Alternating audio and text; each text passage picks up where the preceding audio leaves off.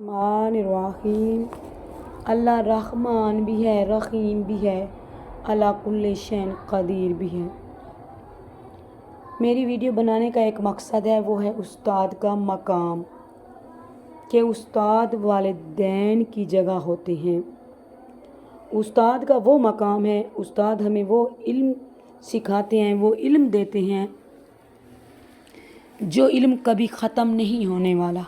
استاد کا بہت احترام ہے۔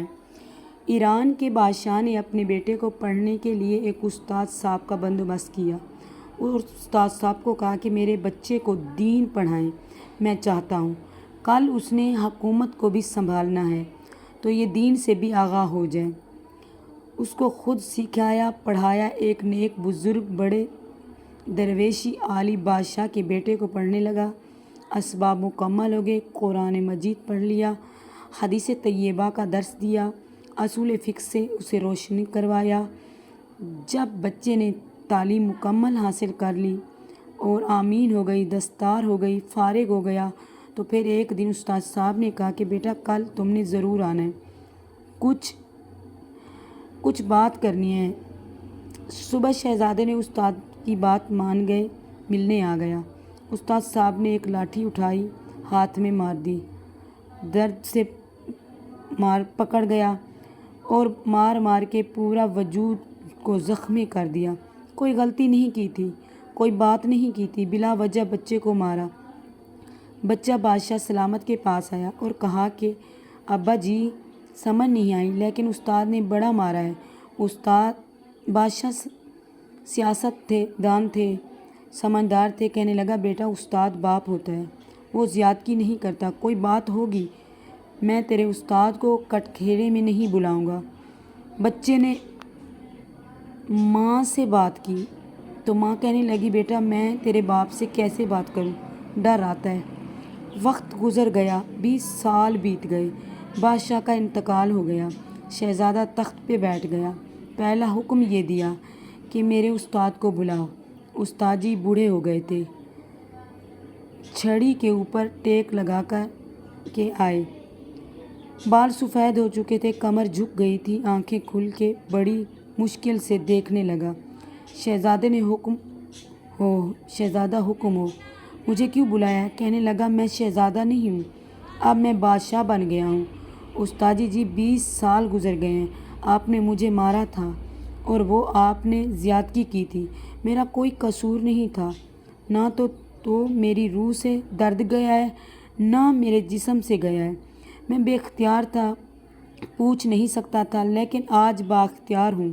سب سے پہلے حکم آپ کا دے کے بلوایا ہے، بتائیں کیوں مارا تھا، میری زیادتی بتائیں۔ تو بوڑھے استاد کی آنکھیں آنسوں سے بھر گئیں، کہنے لگا بیٹا سب آج کے دن کے لیے مارا تھا، یہ جو دن آ گیا ہے نا میری زندگی میں اس لیے مارا تھا، یہ بھی میں چاہتا تھا کہ میری زندگی میں یہ وقت آئے، آج میری مراد پوری ہو گئی۔ شہزادہ کہنے لگا استاد صاحب کس لیے مارا تھا، مجھے بھی سمجھائیں۔ آپ فرمانے لگے بیٹا کتنی دیر ہو گئی تجھے مار کھائے ہوئے؟ کہنے لگا 20 سال۔ فرمایا زخم بھولے نہیں ہوں، درد ختم نہیں ہوا، کیا 1 منٹ کے لیے بھی تمہارے حافظے سے ایک بات ختم نہیں ہوئی؟ تو کہا استاد جی روز ہر رات کو یاد آتا ہے۔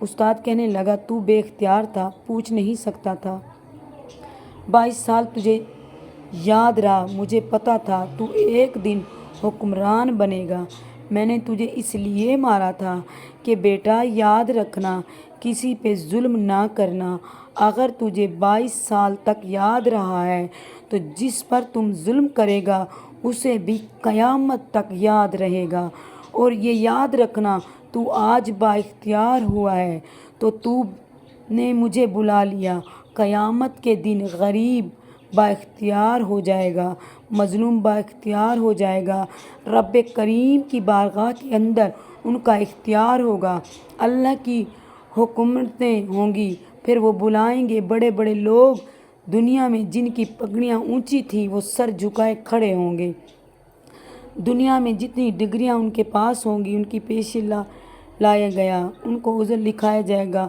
کہ قیامت تک نہیں بھولے گا۔ ظلم کرنا تو سوچ سمجھ کے کرنا، اتنا کرنا کہ جتنا تم سہ سکو، اتنی زیادتی کرنا جتنی قیامت میں تم برداشت کر سکو۔ میرے نبی پاک صلی اللہ علیہ وسلم نے فرمایا، ظلم سے بچو، یہ قیامت کے اندھیروں میں سے ایک اندھیرا ہوگا، اور زندگی میں زیادتی نہ کریں۔ اگر تھوڑی دیر کے لیے کوئی چیز برداشت کر دی جائے گی تو وہ فائدہ دے جائے گی، کچھ دیر کے لیے اگر سہا جائے گا تو نفع مل جائے گا۔ سہنے کی کوشش کریں لیکن زیادتی نہ کریں۔ پلیز کسی پہ آپ لوگ بھی اپنے استاد کا احترام کریں، استاد کا بڑا مقام اور مرتبہ ہے، اور کسی پر بھی ظلم نہ کریں۔ پلیز ہماری ویڈیو کو لائک کریں اور ہماری ویڈیو کو شیئر بھی کریں۔ اللہم صلی علی محمد و آل محمد۔